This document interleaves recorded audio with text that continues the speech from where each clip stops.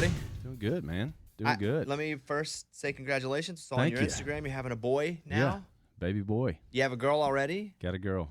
Did you do a gender reveal, a private one? What happened? Yeah, it was just me, my wife, and Eloise. We just did it at the house. What do you mean did it? Like we did. No, I mean like what do you mean like how? What was that? It was so apparently she found a place that does like a present, and so you unbox the present, and it either gives you like boy toys or like girl stuff. Did she send the results off to some, and none Yeah. of you knew? So I think like she went, because I haven't been able to go to the doctor really, like through any of the, like I'm able to go in for like 5 minutes of like an ultrasound, and then they like rush me out. And so I guess the doctor, like she told him, like, hey, we don't want to find out what it is, or we're doing like a gender reveal. So they do the sonogram, ultrasound. Yeah, well, both those words are familiar to me, but kinda not the really same what they thing. mean. Yeah, they work. And then you send it, and then she sends it off to the, I guess they just put an envelope, and you send it to the place that's boxes the present up for you. Were you so pumped since you had a girl to have a boy? You know, so Kristen didn't want to find out. My wife didn't want to find out what it was. And we've got 3 girls on my brother's got 3 girls. We had a girl. Wow. I really, and we didn't find out what Eloise was. So we found out in the delivery room with her. My wife didn't want to find out. I kind of did. And I'll be honest with you. I kind of wish that we would have just waited. And my wife told me I was going to feel this way. But You wish you'd have waited for the room? I wish I would have just like not found out like we did with my daughter. Regardless if it was a boy or a girl, you just, Because, I mean, like, now it's cool. Like, it's awesome to know that we have a boy, but, like, it was really special, like, not knowing what it was. And then here comes Eloise, and it's pretty awesome. I mean, so much has changed for you in the last few years. You know? Yeah. I mean, you're a guy now singing about, your first song, Singles You Up. That was the first hit, right? Yeah, first one. If he ever singles you up. That's your song.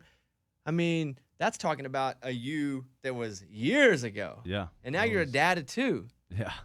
Like, do you have to kind of think about yourself back then, or are you just on autopilot with that song? No, I mean, I think that you can, I mean, fortunately for that one was such a big song for us. Like, it's just, now it's just really fun to get out there and play. Like, the one song that they're kind of looking forward to. I mean, it's still just fun to play. Where do you put that in your set list? So we just started moving that one up.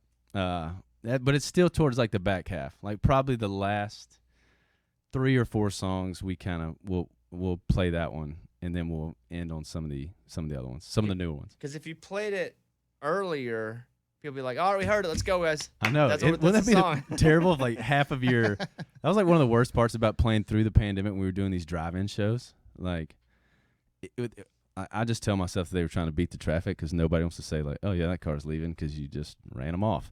But like they would just be parked right in front of you, and then you just see them like back out, like headlights hit you, reverse lights, they're like taking off. There's like 5 or 6 cars lined up to get off the highway, and you're just gonna still sit there playing songs. Have you played many live shows? I've played 4 since last March. Since you're able to get back out on the road, have you played 4 recently? I've played 4, and 3 of them have been within the last 3 weeks. Is it pretty exciting to get back out there? It is, man. God, it felt great. I mean, we did one in Indiana that was, almost half capacity, and the last 2 have been right at full capacity. And it feels good to be back out playing music, be on stage. It's pretty awesome. Where do you put slow dance in a parking lot in your set? I usually do like a little like acoustic thing in the middle of my set, and I usually end that in that little segment with slow dance, and then we've got 4 or 5 left that we try to end on a high note. Now, the reason we're here today is the Buy Dirt EP is out today. It's 8 songs, which one of these songs is Almost Maybes, which is now in the top 10. Yeah. How great is it to have more songs to add to your live show that people know? I just got to think that changes the whole show. It like at first it was crazy thinking back like 2 years ago when we would get a 60-minute set. It was pretty nerve-wracking. It was like, all right, you don't want to play just covers the whole time. But you've only got 2 songs that they really know.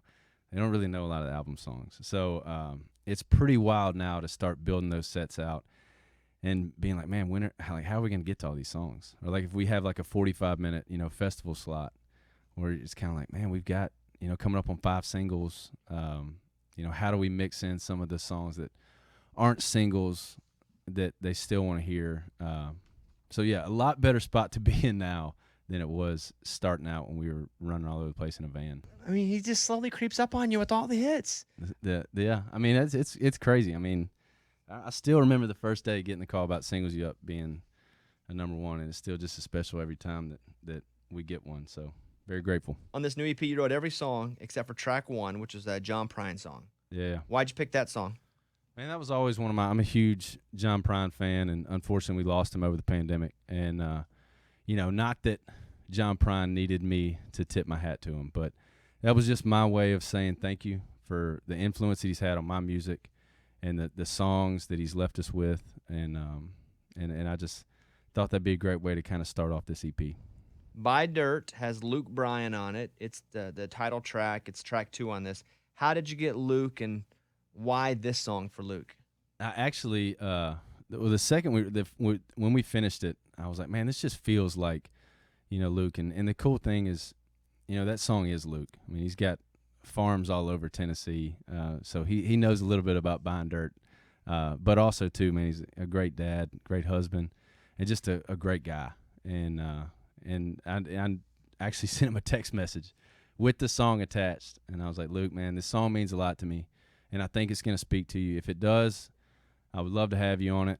If not, I know you're busy, but don't even feel the need to respond, but just check it out, and hope you're well. Dang, and that's a weird message to have to send. It really, dude. I I knew he's super busy with. I mean, I don't like everything that's going on, and I hate like putting people in a situation where like, because I've been sent some stuff where like you hate saying no, and you're like, gosh, man, I wish I could say yes this, but I can't. So I like to just kind of leave it open ended, especially when you're talking to Luke Bryan. It's usually good to leave it open ended. Isn't it cool when you get it back and you get to hear him put his voice on it the first time? It's pretty wild, even watching him sing that, because I mean like. Luke's been such an influence on me, especially after moving to Nashville.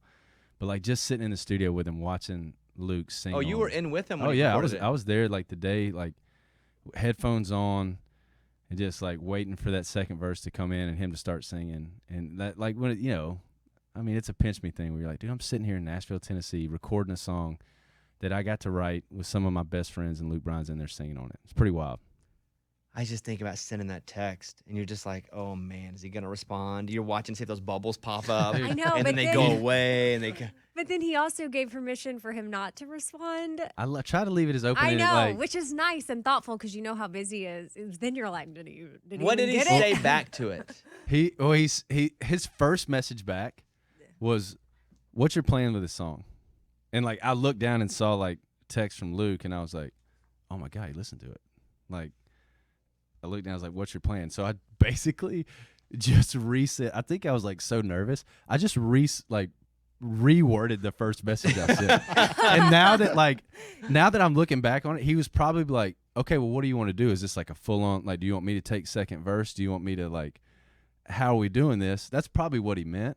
But I'm just like, this song means a lot to me. He's like, man, let me live with it for a week. And I mean, almost to the day, calls me back a week later. I'm sitting on the couch with my father-in-law, and I look down, and Luke's calling me. When you see Luke Bryan come on your phone, you know he's about to tell you yes or no. Does your heart flutter like, oh, boy, here, this is the answer? Oh, yeah. And the best thing, I was watching golf with my father-in-law. My phone's on the couch, and he looks down and sees Luke Bryan, too, and I was like, will you grab that for me? He's like, oh, no, man, I think you need to get that one. But he called, dude, he was...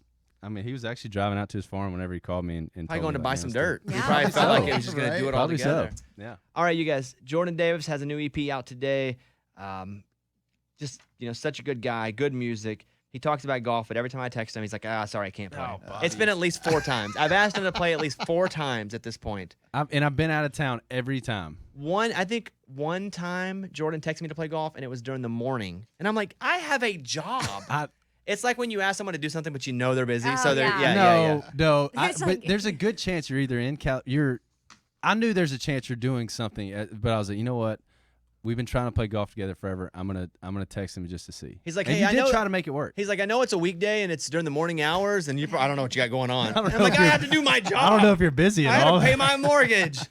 You guys check out Buy Dirt. Not only the song, but the entire EP. Jordan, good to see you, bud. You too, buddy. Thank you. Love having you around. There he is, our friend Jordan Davis, everybody. Thank y'all. It's about